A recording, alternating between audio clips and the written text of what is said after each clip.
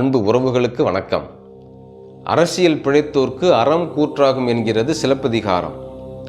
வழக்குரை காதையில் கோவலன் கொலையுண்ட செய்தி அறிந்த கண்ணகி ஒற்றை சிலம்பை எடுத்துக்கொண்டு பாண்டியனின் அவைக்கு விரைகின்றாள். அங்கே பாண்டிய மன்னனிடம் தன்னுடைய கணவன் குற்றமற்றவன் என்று எடுத்துரைக்கின்றாள். இறுதி நிகழ்வாக சிலம்பு உடைக்கப்படுகின்றது. அதிலிருந்த பரல்கள் தெரிக்கப்படுகின்றன.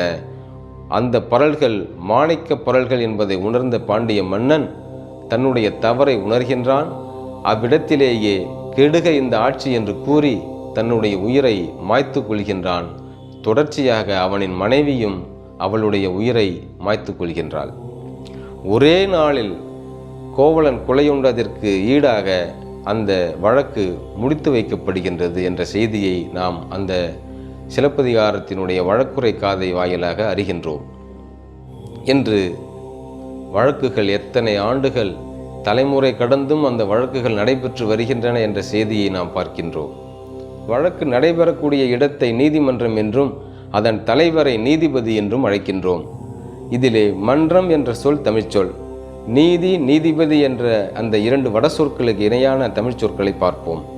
நீதி என்ற வட சொல்லினுடைய தமிழ் சொற்கள் அறம் நெறி முறை என்பனவாகும்.